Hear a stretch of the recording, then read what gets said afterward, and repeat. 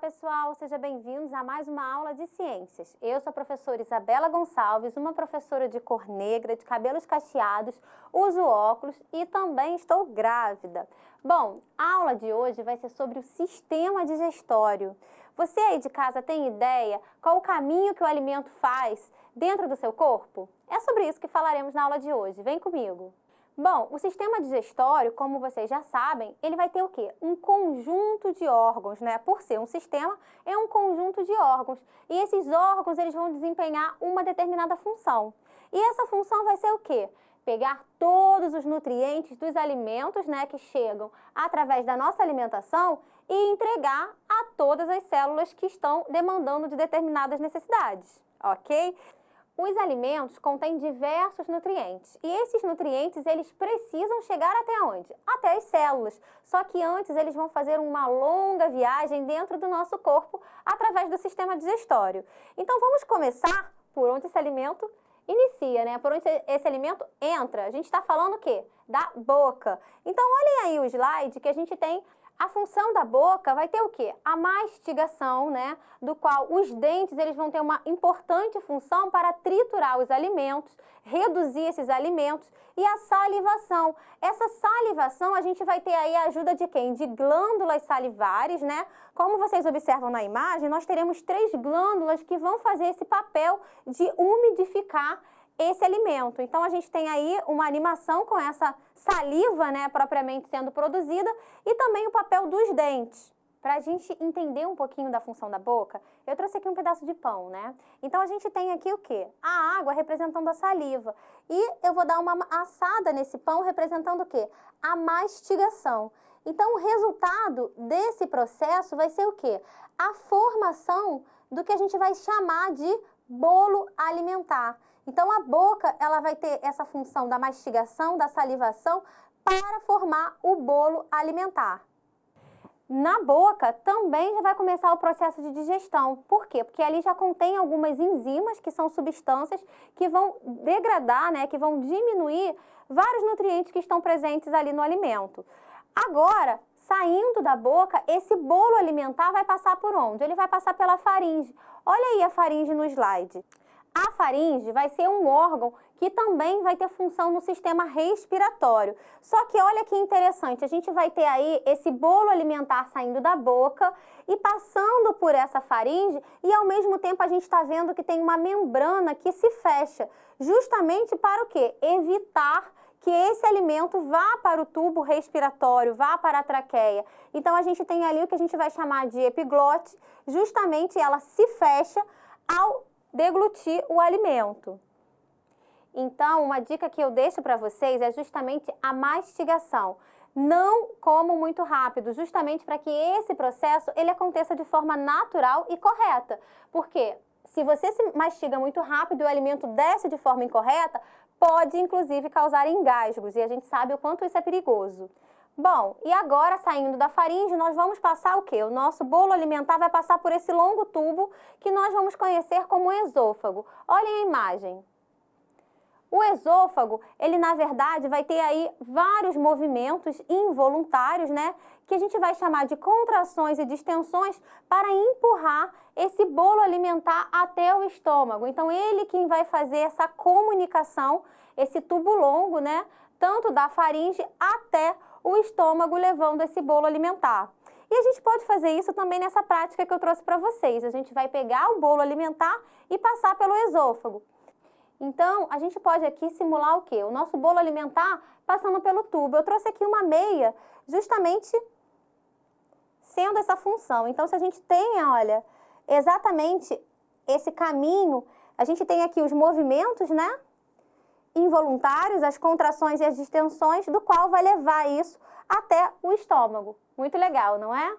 Então agora a gente vai falar dele, do estômago. O que acontece nele? Vamos olhar. O estômago vai ser uma bolsa que contém o que a gente chama de suco gástrico. Esse suco gástrico ele vai ter várias substâncias, incluindo ácido clorídrico, do qual ele vai quebrar todo esse bolo alimentar.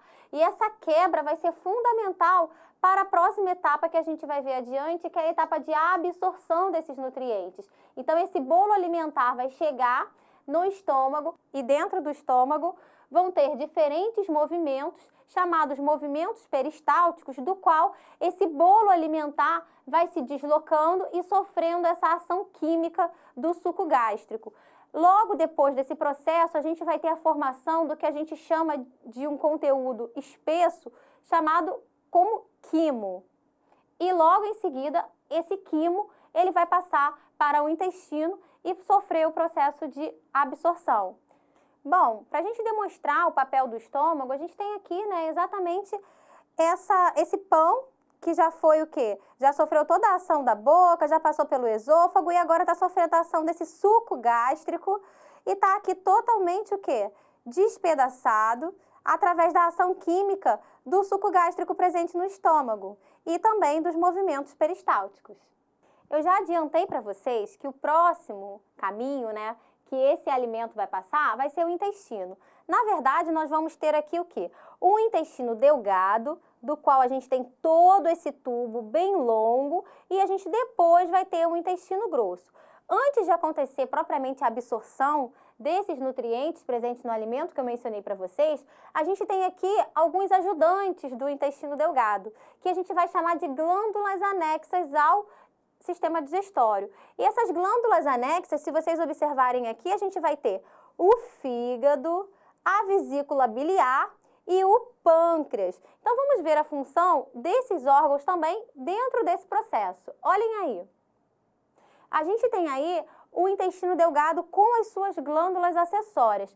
Depois que a gente tem esse bolo alimentar fragmentado no estômago, a gente vai ter esse quimo passando pelo intestino e no intestino a gente vai ter o quê? A ação de suco pancreático, que vai ser produzido pelo pâncreas com diferentes enzimas, ou seja, diferentes substâncias que vão quebrar determinados alimentos para as células conseguirem absorver. Nós teremos a bile, que vai ser responsável por quebrar moléculas de gordura. Essa bile vai ser produzida no fígado e vai ser guardada dentro dessa bolsa verde, que é a vesícula biliar. E nós teremos também o suco intestinal. Depois de todo esse processo, com a ação desses sucos, aí sim, os alimentos eles vão ser realmente fragmentados e disponibilizados às células para fazer o processo de absorção.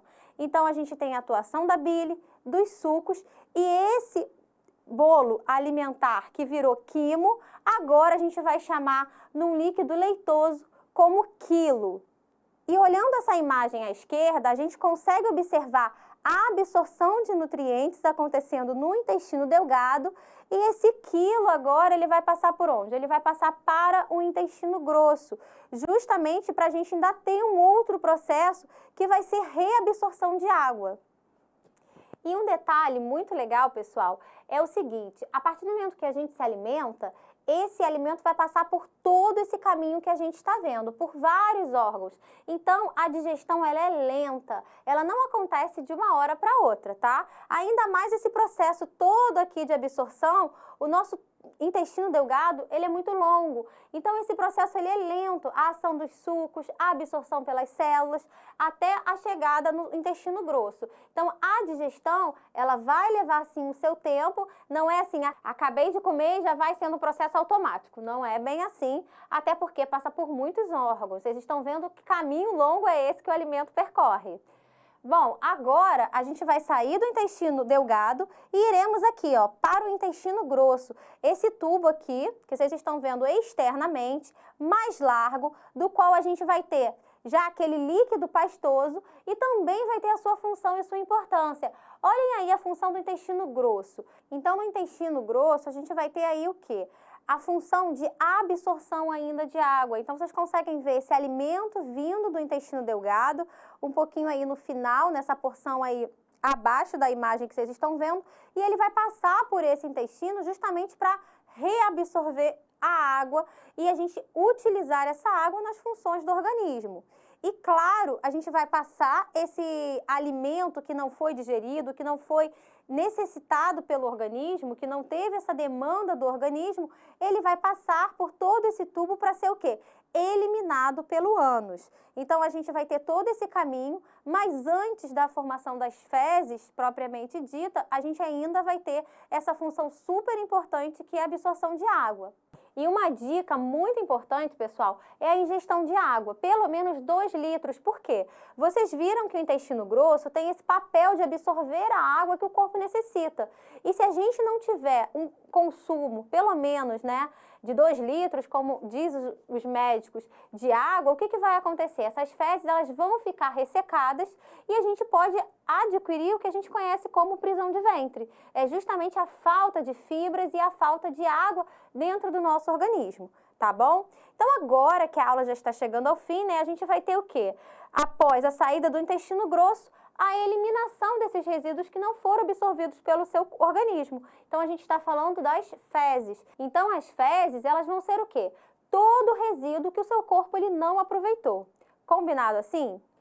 E para resumir e finalizar a aula de hoje, a gente tem aqui aquela demonstração prática que eu trouxe para vocês, né, no qual a boca, com a sua função de mastigação, salivação, depois passa pela faringe. Aqui a gente tem o esôfago fazendo todo aquele movimento para encaminhar esse bolo alimentar até o estômago sofrendo a ação do suco gástrico, né, esse alimento sofrendo a ação do suco gástrico, e depois esse alimento totalmente quebrado por essa ação química vai passar o quê? Para o intestino delgado.